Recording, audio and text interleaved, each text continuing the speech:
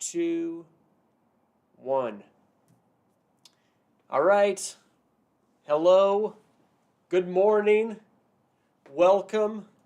Thank you for being here. My name's Otis Landerholm. I'm the founding attorney here at Landerholm Immigration, A.P.C, where we fight for your American dream. Welcome to another episode of the Empowered Immigrant Live. Today our theme is going to be, how long do I have to wait on an immigration case? How long do I have to wait for the government? How long does that delay have to be before I can file a lawsuit and sue the government about it? All right, that's what we're going to talk about today. Thank you so much for tuning in to the Empowered Immigrant Live. Remember that the Empowered Immigrant Live is here to train, teach, inspire, and empower immigrants to make the most out of immigration law and to make the most out of their lives. Why do we do that? Because immigrants matter. All right, they matter. They matter to society. They matter to the world. Thank you for being an immigrant. And here at the Empowered Immigrant Live, we're here to empower you. Okay? Let's do this. So today our theme is, how long do we have to wait? How long does that delay have to be before we can file a mandamus action, before we can sue the government because of their inaction or because of their unreasonable delay? So that's what we're talking about today. My question, as always, is, hey, do you want to get a green card this year? Do you want to apply for something, some kind of immigration benefit this year? Do you want to at least request all the records so that you know what your status is and what your options are? All right? And do you want to do that this year? Because, hey, this year is moving, right? We're in May already. We're almost halfway through this 2024. And I'd love to help you with your immigration status this year in some way if you're ready to take action about that and if you want to find some answer, all right, or move your case forward in some way. So anyway, thank you. Thank you for being here. Thank you for tuning in. And we're talking again about, delays are everywhere. So how long does a delay have to be before you sue the government about it? And, the basics, of course, did you know, a lot of people don't, right? Did you know that immigration has a duty, owes you a duty to adjudicate their cases, and that you can sue them when they fail to reasonably do that? Okay? So that's a thing that exists. You can do that. Okay? So today we're talking about what to do if your immigration case is unreasonably delayed, and specifically we're talking, how delayed must your case be? How patient do you have to be before you can sue them? And so imagine you filed a green card application or your asylum case or your citizenship case, and just imagine you filed it back in 2017, for example, and now here we are, 2024, 7 years later, and your case is still delayed. And imagine you haven't even been called in for your interview yet. Nothing has happened except they've sent you some receipt notices. All right? So lawyer, what can I do? How can I get this thing moving? How can I get this case going? All right? First, you got to know that you are not alone in that situation. There are hundreds, thousands of cases that are in that situation with very, very delayed cases, waiting on immigration to do something, to do their job. All right? And if you're in that situation, there's 3 steps that you want to take. Okay? The first step is you want to request and review all of your records. You want to make sure that your case was strongly presented. You want to make sure it was well done. Because sometimes in the records we can see why the case has taken so long. Right? Review those records. Request them first. Okay? That's first step. Second step is you want to file an expedite request. You want to file inquiries. You want to file a congressional inquiry. Get your congressperson involved. All right? You want to file an ombudsman request, which I have videos explaining what that is if you're not familiar. Okay? And when you file those things, basically you're filing them directly to immigration. You're not filing a lawsuit yet, but you're setting the stage for a lawsuit. Okay? And when you file those things, you want to explain first that the delay is unreasonable, and second, that that delay is causing you hardship. Okay? You want to show why that delay is causing you and your family harm. And you want those things inside the record, all right? Because the federal judge that's reviewing this case is wanting to see the record. So you want to let USCIS know the problems that have happened in your case, all right? Step 3, after you've done those things, is you want to prepare your mandamus action or your action under the Administrative Procedures Act, the APA. Okay? And what is that? That is a federal court lawsuit. You're suing the government, alleging that they are unreasonably failing to do their job. They're failing to adjudicate your case. The delay is too long, right? It is now unreasonable, right? And so you file that lawsuit and you ask a judge to compel, to mandate, to force the government to at least take the next step in your immigration process. Okay? Okay, so lawyer, thanks, lawyer. How long do I have to wait before we do this?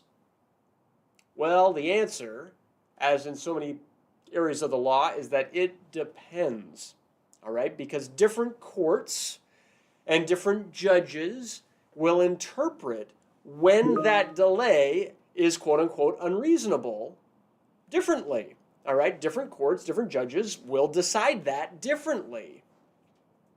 And so you want to be familiar with the judges in your area and the federal district decisions in your area, right? And you want to talk to a lawyer that's familiar with how judges in your federal district, in your local federal court, are handling these types of cases so that you don't file something and then just get it denied. Okay? And it's prudent, it's wise, it's recommended to always check the USCIS stated processing times. Check what's going on in other cases like yours. If you filed for asylum, check what's going on other asylum cases, for example. Work with a lawyer that knows how quickly the average case is being processed. And go through those 3 steps that I mentioned. Request and review all the records, right? File those inquiries and that ombudsman request and that congressional inquiry. And then work with your lawyer to understand how mandamus cases like yours are being handled, and then file that thing. Okay? So how much of a delay is too long? Well, that's the million-dollar question. So maybe, for example, depending on your district, maybe, for example, an asylum case that's pending more than 4 years, maybe that's an unreasonable delay. In a citizenship, maybe, arguably, right? A citizenship case pending more than 2 years, maybe that's unreasonable. All right? For example, in a normal marriage-based adjustment of status case, maybe 3 years, maybe just 2, depending on your place, your district, is unreasonable. Each of these examples are going to depend on the particular judge that you're in front of, on the particularities, the facts that are in your case, and also the case law in the federal district you're in. All right, so you want to talk it through with your lawyer. And so, if you're just tuning in right now, thank you for tuning in. My name's Otis Landerholm. I'm the founding attorney here at Landerholm Immigration A.P.C., where we fight for your American dream. And it's like, thank you. Thank you for being here. Thank you for your attention. Everything I just said is what I wanted to say today. All right, that's my theme. That's my topic. If you have questions, send them over. I've got a few minutes. I could take a couple questions right now, and I'll do my best to answer them live. If I don't have questions, then that's fine. And we can just call it a day, and I can do this episode in Spanish. And so if you have questions, send them my way. In the meantime, let me share my empowerment tip, because we're all about empowering people, empowering immigrants to make the most out of immigration laws and to make the most out of their lives. All right? So what's my empowerment tip today, all right? Today, my empowerment tip is to consider that clarity, being clear, clarity brings power, okay? Like if you're clear in saying what you want, in asking for what you want, in describing what you're up to and what you're doing, if you're clear on your goals, it creates power for yourself. And if you can communicate those things clearly to others so that they understand it well, it's like that turns you into a leader. Work on the clarity of your thoughts. Work on the clarity of your words. All right? Like, for example, for me, when it's important, I like to practice what I'm going to say before I say it. All right? I like to practice it and to practice making my words as clear and as simple and as straightforward as possible. Because doing that, I'm more likely to get the result I want. All right? Clarity. That's my empowerment tip for today. Hope that's useful. Hope that's helpful. I see a question here, so thank you for asking this question. Is it Elia? Elia, hello. You say, hola, abogado. ¿Cuánto se tarda el permiso de trabajo por la residencia?